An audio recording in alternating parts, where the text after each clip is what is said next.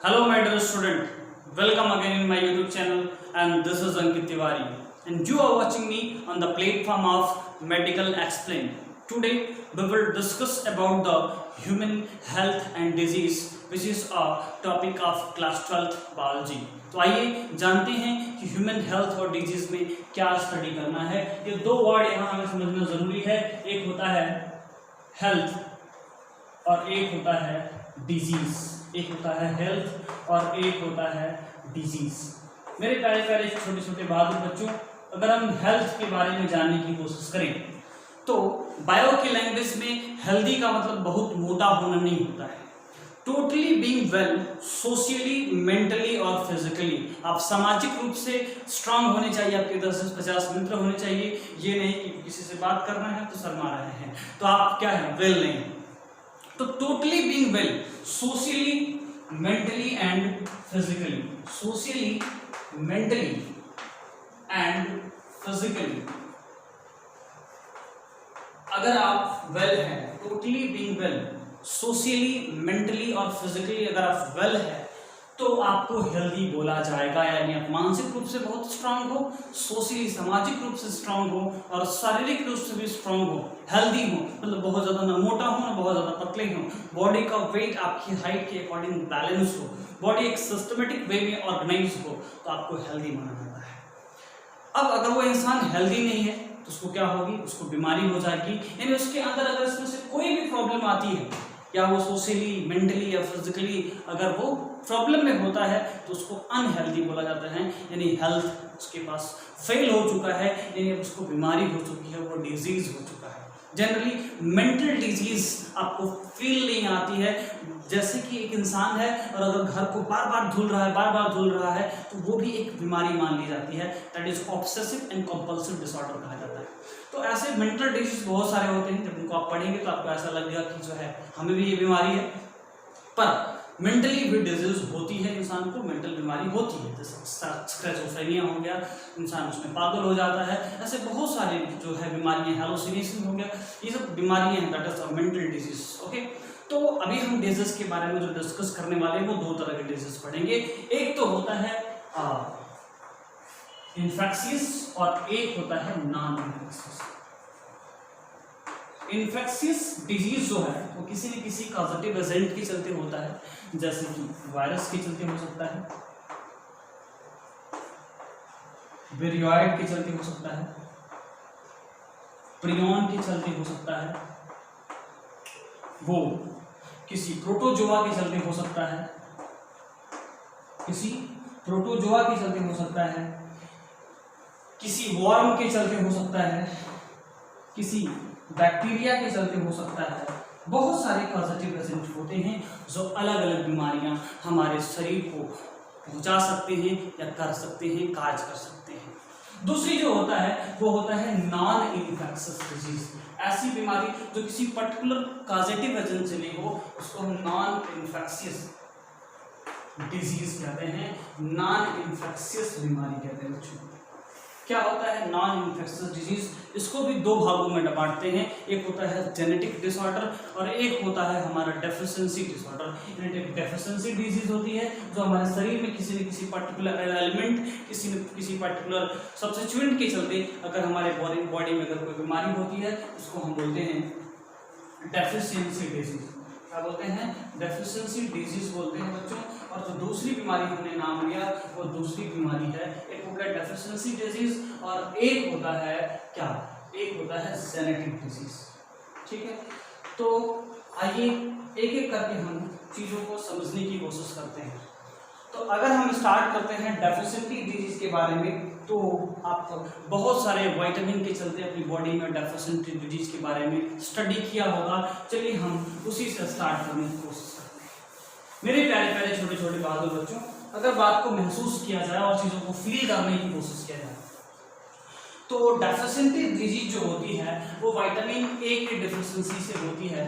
Vitamin A को हम लोग रेटिनॉल कहते हैं, ठीक है, जो कि कहीं न कहीं जिस चीज से मिलकर के बनता है उसका नाम है बीटा कैरोटीन।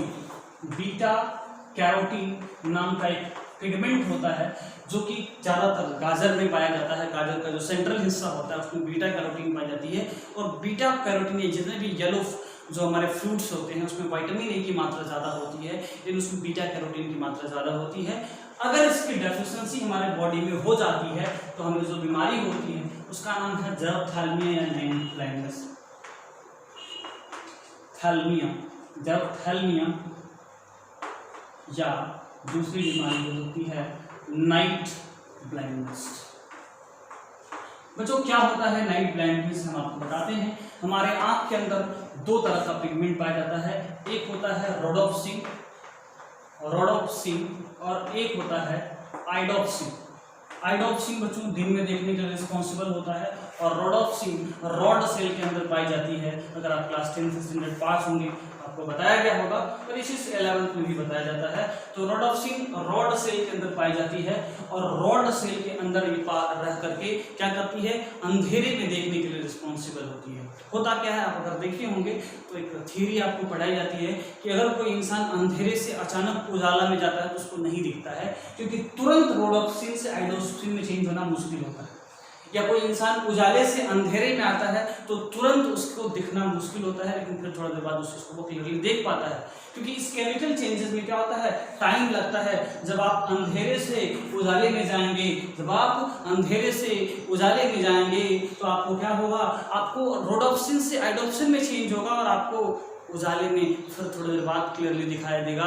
उसी तरह से आप उजाले से अगर अंधेरे में जाते हैं तो ये उल्टा प्रोसेस होता है। तो ये रॉड सेल हो गई और ये कौन सेल हो गई बच्चों। तो ये जो रोडोप्सिन है इसी को बनाने के लिए विटामिन ए यूज होता है, ठीक है। इसी को बनाने के लिए क्या होता है, विटामिन ए का यूज किया जाता है, ठीक है। आइए आगे बढ़ते हैं। दूसरी बीमारी जिसके बारे में हमें डिस्कस करना है वो हो सकता है विटामिन B12। उससे भी हम जान लेंगे। विटामिन B12 जो होता है उसको बोलते हैं साइनोकोबालामिन। क्या बोलते हैं, साइनोकोबालामिन बोलते हैं। और साइनोकोबालामिन की डेफिशिएंसी से जो हमारे बॉडी में बीमारी होती है उसका नाम है पर्नीशियस एनीमिया। पर्नीशियस एनीमिया एक तरह की बीमारी है जो हमारे बॉडी में ब्लड की डेफिशिएंसी हो जाती है, आरबीसी की कमी हो जाती है। क्यों? क्योंकि आरबीसी बिना विटामिन B12 के मैच्योर नहीं हो सकती, यानी कि for the maturation it is very necessary to having a vitamin B12 in your blood. यानी आपके ब्लड में विटामिन B12 का होना बहुत ज़रूरी है अगर आप अपने आरबीसी को मैच्योर करना चाहते हैं। इवन आपकी आरबीसी बोन मैरो में ज़रूर बन जाती है, पर मैच्योर बिना विटामिन B12 के नहीं हो सकती है। और उसकी प्रचुर मात्रा आपको कर्ड में मिलती है, क्योंकि मिल्क में विटामिन B12 नहीं पाया जाता है, लेकिन जब मिल्क से आप कर्ड में इसको चेंज कर देते हैं लैक्टोबैसिलस लैक्टिस से, तो कर्ड के अंदर विटामिन B12 और विटामिन C की मात्रा बढ़ जाती है। कर्ड में विटामिन B12 और विटामिन C की मात्रा बढ़ जाती है। क्लियर? ओके, आगे बढ़ते हैं। अब ध्यान दीजिएगा कि मिल्क के बारे में आपने जाना, मिल्क से कर्ड हो गया, विटामिन B12 और विटामिन C की मात्रा ज़्यादा होती है। इसके अलावा अगले डिफिशिएंसी डिजीज अगर आपको जानना है तो विटामिन B के चलते बेरी भी होता है, खैर उसके बारे में बहुत डिटेल में नहीं जानना है। इसके अलावा विटामिन C जान लीजिए। विटामिन C जो होता है उसको एस्कॉर्बिक एसिड कहते हैं, और जो एस्कॉर्बिक एसिड होती है, जो विटामिन C होती है, उसके डिफिशिएंसी से आपको क्या होता है, आपको स्कर्वी नाम की बीमारी होती है, ठीक है, स्कर्वी नाम की बीमारी हो जाती है। फिर विटामिन D जो होता है, विटामिन D की डिफिशिएंसी से आपकी बोन कमजोर हो जाती है। बोन में विटामिन D की डिफिशिएंसी से जो बीमारी होती है उसको बोलते हैं रिकेट्स। क्या बोलते हैं बच्चों? रिकेट्स बोलते हैं। तो रिकेट्स नाम की बीमारी विटामिन D की डिफिशिएंसी से हो सकती है। उसके अलावा ये तो विटामिन हो गया, vitamin A, vitamin B, vitamin C और विटामिन D, ठीक है। विटामिन K, जो विटामिन K होता है बच्चों उसको समझना थोड़ा जरूरी है। विटामिन K जो होता है तो जब बच्चा पैदा होता है तो उसकी बॉडी में इंट्रोड्यूस किया जाता है, क्योंकि विटामिन K ब्लड के क्लॉटिंग में रिस्पॉन्सिबल होता है। और अगर किसी भी इंसान को ब्लड, अगर मान लीजिए किसी रीजन से विटामिन K की डिफिशिएंसी हो जाती है तो उसके ब्लड क्लॉटिंग में प्रॉब्लम आती है, उसका ब्लड क्लॉटिंग उतने अच्छे से नहीं होता है। ब्लड क्लॉटिंग के लिए जो रिस्पॉन्सिबल होता है उसका नाम है फाइब्रोजिन, ठीक है। और इसके अलावा कैल्शियम, फाइब्रोनोजेन और कैल्शियम रिस्पॉन्सिबल होता है ब्लड क्लॉटिंग में होने के लिए। और भी बहुत सारे फैक्टर होते हैं, 13 फैक्टर होते हैं ब्लड क्लॉटिंग के लिए। लेकिन बेसिकली आपको याद रखना है कि अगर विटामिन के की डिफिशिएंसी होती है तो आपकी बॉडी में ब्लड क्लॉटिंग का प्रोसेस स्टॉप हो जाता है। यानी अगर किसी पार्ट में अगर आपका हिस्सा कट जाता है तो ब्लड क्लॉटिंग बहुत लेट से होता है, बहुत ज़्यादा टाइम लेता है। इसीलिए जब कोई बच्चा पैदा होता है तो उसको विटामिन के का इंजेक्शन दिया जाता है कि ड्यू एनी रीज़न अगर उसकी बॉडी में कुछ कट जाता है उसको सही किया जा सके। ठीक है, तो ये विटामिन के की डिफिशिएंसी से है। कुछ विटामिन जो कॉमन डिजीज जो कि विटामिन से होते हैं उसके बारे में मैंने आपको चर्चा कर दी। चलिए, इसके अलावा retinol, retinal is an aldehyde. Retinol क्या है? एल्डिहाइड है, याद रखिएगा। रेटिनॉल, रेटिनॉल होता है कि रेटिनल होता है, चेक करिएगा, है ना। क्लास 12th में दिया होगा, ठीक है, क्लास 12 में 11th में दिया। भले ही विटामिन ए का नाम रेटिनॉल है, पर अभी जब रोडोप्सिन की बात कर रहे थे तो रोडोप्सिन जो होता है ना, ये दो चीज से मिलकर बना होता है। एक तो रेटिनल होता है और एक उसमें क्या होता है, एक ऑक्सिन प्रोटीन होती है। ऑक्सिन प्रोटीन होती है और रेटिनल एक एल्डिहाइड होती है ना। एक ऑक्सिन नाम की प्रोटीन होती है और रेटिनल एक एल्डिहाइड होती है, ये ध्यान रखिएगा। रेटिनल एक एल्डिहाइड होता है जो कभी कभी पूछ लिया जाता है, क्लास 11th का हिस्सा है। तो मैंने अभी बता दिया क्योंकि आप भाई कॉम्पिटिशन की तैयारी कर रहे हो, आप सिर्फ बोर्ड की तैयारी नहीं कर रहे हो, इसलिए विटामिन ए का नाम जरूर रेटिनॉल है जो कि रोडोप्सिन नाम का केमिकल बनाने के लिए रिस्पॉन्सिबल होता है, जो कि ऑक्सिन प्रोटीन और रेटिनल एल्डिहाइड से मिलकर बना होता है। ये पूछा गया क्वेश्चन है नीट में, इसलिए मेरे दिमाग में आ गया। ठीक है, तो इस चीज को भी ध्यान रखिएगा। चलिए बात को आगे बढ़ाते हैं और जानेंगे कि अगर किसी इंसान के अंदर उसकी मदर मिल्क फीडिंग नहीं कर पाता है, अगर कोई मदर मिल्क फीडिंग नहीं कर पाता है, माँ की दूध नहीं पी पाता है, तो क्या प्रॉब्लम आती है उसको। तो बच्चों, माँ की दूध यानी मदर के मिल्क में IgA और IgG की मात्रा बहुत ज़्यादा होती है। IgA का बेसिकली बहुत ज़्यादा होता है, इसके अलावा IgG भी पाई जाती है। अब अपना इसी चैप्टर में आगे स्टडी करेंगे तो आपको बताया जाएगा कि मदर मिल्क के अंदर IgA और IgG की मात्रा बहुत ज़्यादा पाई जाती है, जो कि अभी इम्यूनोग्लोबुलिन होता है जो आपकी बॉडी में क्या करता है, ह्यूमरल इम्यूनिटी प्रोवाइड करता है। आगे हम इसके बारे में डिस्कस करेंगे, पर अभी सिंपली आपको थोड़ा बता दिया। तो अगर वो बच्चा अगर मदर मिल्क नहीं फीड कर पाता है, तब उसकी बॉडी में दो बीमारी जो है, दो चीज़ों के चलते, यानी कि उसको ना तो प्रोटीन मिलेगा ना तो कैलोरी मिलेगी। यानी अगर प्रोटीन और कैलोरी दोनों एक साथ उसकी डिफिशिएंसी जाती है, प्रोटीन और कैलोरी की एक साथ डिफिशिएंसी हो जाती है, तो उसको जो बीमारी होती है उसका नाम है मैरिस्मस। मैरिस्मस नाम की जो बीमारी होती है वो प्रोटीन और कैलोरी के एक साथ कम होने से होती है। दूसरा बीमारी जो होता है वो होता है क्वाशरकोर। जो क्वाशरकोर होता है सिर्फ और सिर्फ प्रोटीन की डिफिशिएंसी से होता है, और इसमें प्रोटीन तो मिलती है, प्रोटीन तो नहीं मिल पाती है, लेकिन कैलोरी जो होती है वो उसको मिलती है। बच्चों, प्रोटीन तो नहीं मिल पाती है पर कैलोरीज मिलती है। ठीक है, तो ये जो बीमारी होती है उसमें क्या होता है, पेट निकल जाता है, शरीर दुबला पतला होगा, पेट निकल जाएगा। तो ये जो बीमारी है वो क्वाशरकोर होता है, और ये हो गया मैरिस्मस। ये बहुत कॉमन डिजीज है। पूछा गया है कि क्वाशरकोर और मैरिस्मस में क्या डिफरेंस होता है। तो जो क्वाशरकोर होता है बच्चों, वो जो होता है वो 1 साल से ज़्यादा उम्र में होता है, 1 साल से ज़्यादा उम्र में होता है, और जो मैरिस्मस है वो 1 साल से कम उम्र के बच्चों में देखा जाता है। अगर आपको इतनी बात समझ में आ रही है तो बात को थोड़ा और आगे बढ़ाते हैं और हम कुछ और बातें जानते हैं। ये तो कुछ डिफिशिएंसी डिजीज रही जिनके बारे में आपने जाना। बॉडी में आपको जेनेटिक डिसऑर्डर भी पढ़ने होते हैं, बहुत सारे जेनेटिक डिसऑर्डर जिसके बारे में आपको स्टडी करना है। तो आइए, पहला जेनेटिक डिसऑर्डर जो आपकी किताब में है और पूछा गया है नीट के एग्जाम में, तो एक जेनेटिक डिसऑर्डर होता है सिकल सेल एनीमिया और एक जेनेटिक डिसऑर्डर होता है थैलेसीमिया। क्या पूछा गया है? सिकल सेल एनीमिया क्या होता है, पहले ये जाना। सिकल सेल एनीमिया एक ऐसी बीमारी होती है जिसमें आरबीसी जो होती है वो बाइकॉन्केव के बदले सिकल शेप यानी हाशिए की जैसी हो जाती है। ठीक, कैसे हो जाती है? हाशिए की जैसे हो जाती है। ठीक है, सिकल लाइक हो जाती है, जिसके चलते इसके हीमोग्लोबिन का ऑक्सीजन से बाइंडिंग कैपेसिटी कम हो जाती है। ध्यान रखिएगा, मैंने क्या बोला? मैंने बोला कि किसी भी इंसान के अंदर उसकी आरबीसी बाइकॉन्केव से कैसी हो जाती है? बाइकॉन्केव से सिकल लाइक हो जाती है, उसमें जिसके चलते उसके हीमोग्लोबिन की ऑक्सीजन से बाइंडिंग कैपेसिटी कम हो जाती है। ये इंसान आप और मेरी तरह अगर नॉर्मली जिंदगी जिएगा नॉर्मल हॉरिजॉन्टल प्लेन पे, लेकिन अगर वो एल्टीट्यूड जाएगा तो उसको एल्टीट्यूड सिकनेस नॉर्मल आदमी से ज़्यादा फील आएगी। ठीक है, और उसकी जान जा सकती है। सिकल सेल एनीमिया का पेशेंट को एक बेनिफिट भी होता है, वो मलेरिया नाम के डिजीज से रेजिस्टेंस होता है। मलेरिया नाम के जो पैरासाइट होता है, मलेरिया नाम का जो प्रोटोजोआ होता है, उससे क्या होता है? रेजिस्टेंस होता है। मलेरिया नाम का जो प्रोटोजोआ होता है उसका नाम है प्लाज्मोडियम, यानी प्लाज्मोडियम रेजिस्टेंस होता है।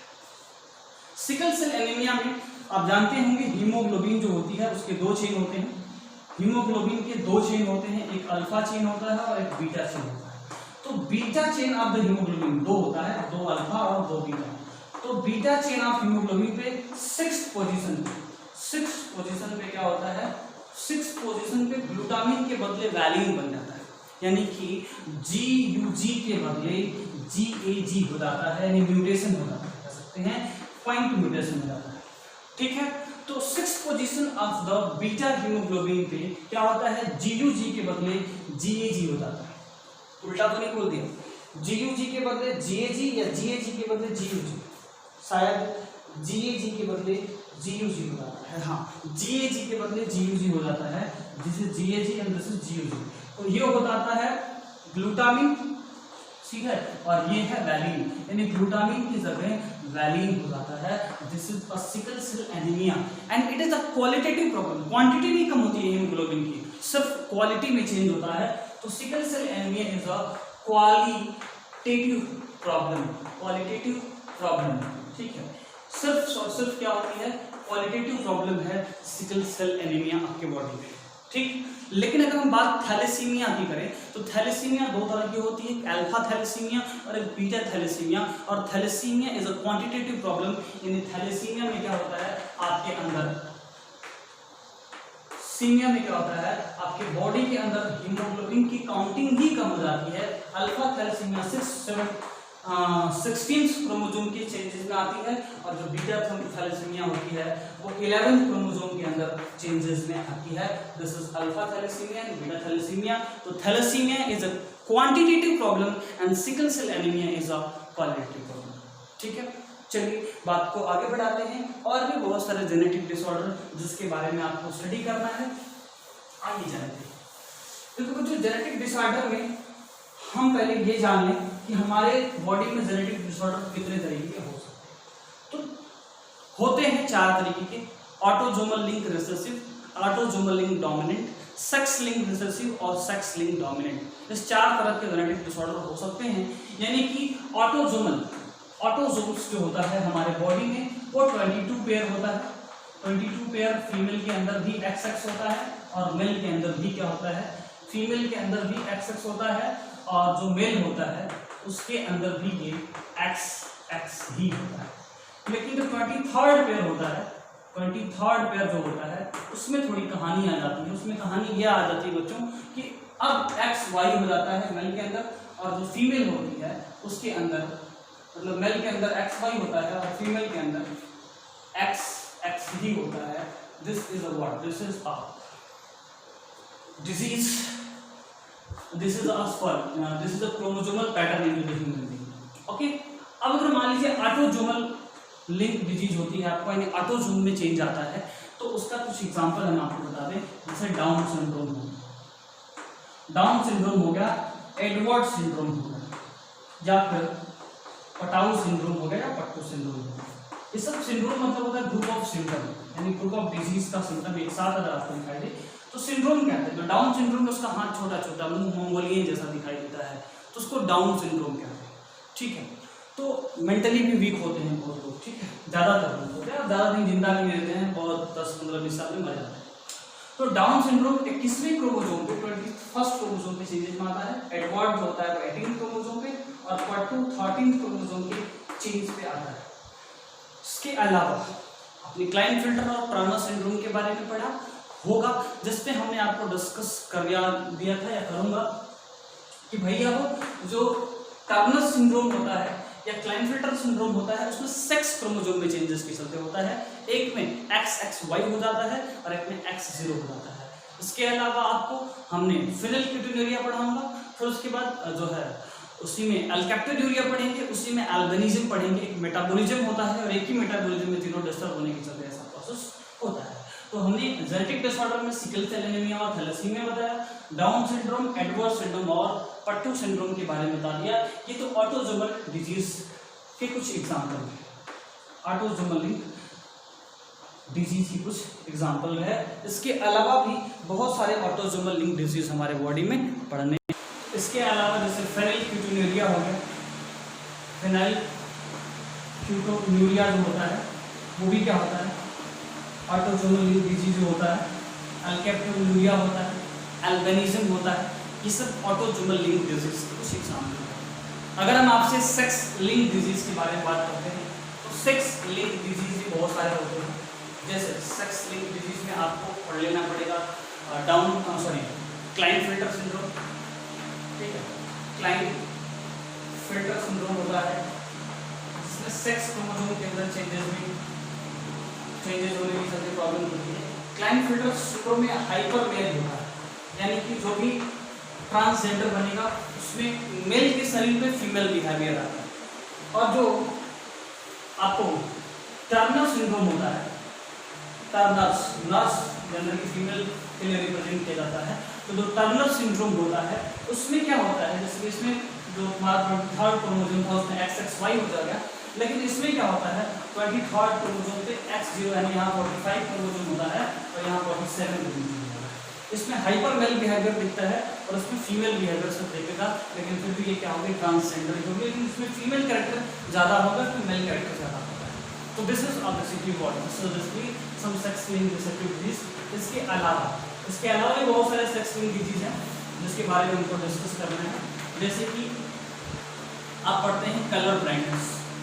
कलर ब्लाइंडनेस में बहुत सारे लोग होते हैं जिसको रेड कलर और ग्रीन कलर में प्रॉब्लम आती है। जो रेड कलर को प्रॉब्लम आती है उसको बोलते हैं प्रोटोनोपिया, क्या बोलते हैं प्रोटोनोपिया, और जिसको ग्रीन कलर में प्रॉब्लम आती है उसको बोलते हैं ड्यूटेरोनोपिया। तो प्रोटोनोपिया और ड्यूटेरोनोपिया इसकी एग्जाम्पल होगी, कलर ब्लाइंडनेस हो गया। इसके अलावा कलर ब्लाइंडनेस के अलावा एक बीमारी होती है हीमोफीलिया, इसको रॉयल डिजीज ही बोलते हैं, इसलिए क्योंकि इसकी पहली बार ये बीमारी जिसके अंदर हुई उसका नाम था क्वीन विक्टोरिया। क्वीन विक्टोरिया के अंदर पहली बार ये जो है हीमोफीलिया नाम की बीमारी हुई, इसीलिए उसको रॉयल डिजीज भी कहते हैं, ठीक है। तो अब इसके आगे भी हमको एक मेटाबॉलिज्म स्टडी करना है, एक सिस्टम स्टडी करना है, और उस मेटाबॉलिज्म के डिस्टर्बेंस होने के चलते एक ही मेटाबॉलिज्म में 3 बीमारियां एक साथ होती हैं। आइए जानते हैं वो मेटाबॉलिज्म क्या है। वो मेटाबॉलिज्म ये है कि हमारे बॉडी में अमीनो एसिड पाई जाती है जिसका नाम है फेनाइलएलानिन। एक अमीनो एसिड पाई जाती है जिसका नाम है फेनाइलएलानिन, वो ध्यान दीजिएगा, बहुत इंपॉर्टेंट है। और कुछ एक्स्ट्रा बात इसमें जोड़कर हम आपको समझाने की कोशिश करें। तो जो फेनाइलएलानिन है इसको हमको क्या करना है, इसको फर्दर इसका मेटाबॉलिज्म कराना है। तो फेनाइलएलानिन जो होती है वो कन्वर्ट होती है होमोजेनिक एसिड में, और फेनाइलएलानिन जो होमोजेनिक एसिड में कन्वर्ट होती है उसके लिए जो एंजाइम यहाँ काम होता है उसका नाम है फेनाइलएलानिन हाइड्रोलेज एंजाइम। क्या नाम है? फेनाइलएलानिन